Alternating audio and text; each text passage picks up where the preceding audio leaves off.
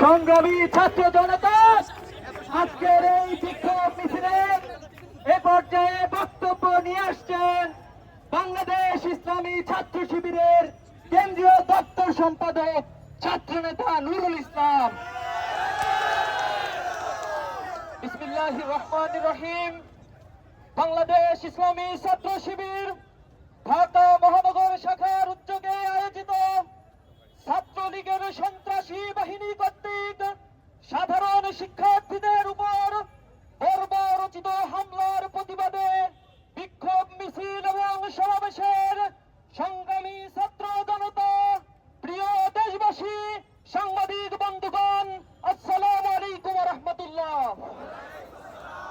প্রিয় ছাত্র জনতা, আপনারা অবগত আছেন বিগত কয়েকদিন যাবত বৈষম্যমূলক কোটা সংস্কারের দাবিতে সাধারণ ছাত্ররা সারা বাংলাদেশে তীব্র গণ আন্দোলন করছে।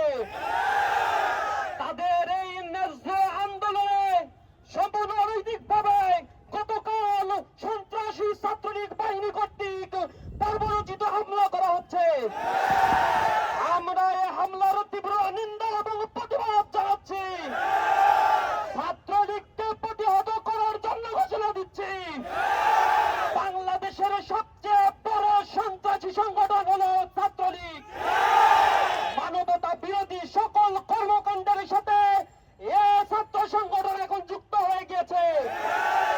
চাঁদাবাজ, ধর্ষণ, ছিনতাই, গুম, হত্যা, মাদকের অভয়ারণ্য, মানুষের সম্পদ লুণ্ঠন থেকে শুরু করে এহেন কোন খারাপ কাজ নাই যা ছাত্রলীগ করছে না। সরকারের কাছে উদাত্ত আহ্বান জানাই, ছাত্রলীগকে অনতি বিলম্বে বিশেষ ট্রাইব্যুনাল গঠন করে নিষিদ্ধ ঘোষণা করতে হবে। অন্যথায় ছাত্র জনতা দুর্বার আন্দোলন গড়ে তুলে বাংলাদেশে এ দলকে নিষিদ্ধ করবে।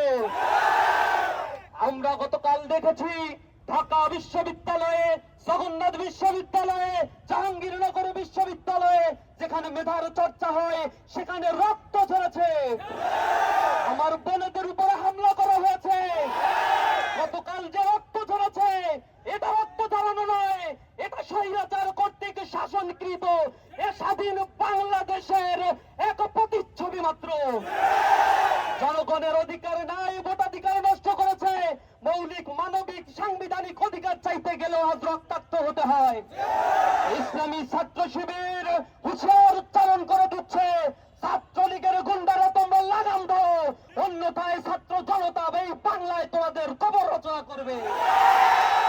সকলকে আজকের এই বিক্ষোভ মিছিল পরবর্তী সমাবেশে উপস্থিত হওয়ার জন্য অসংখ্য ধন্যবাদ, মোবারকবাদ জানিয়ে আমার কথা শেষ করছি। আসসালামু আলাইকুম ওয়া রাহমাতুল্লাহ। পুলিশদের প্রতি আহ্বান জানাই, আমাদের কোন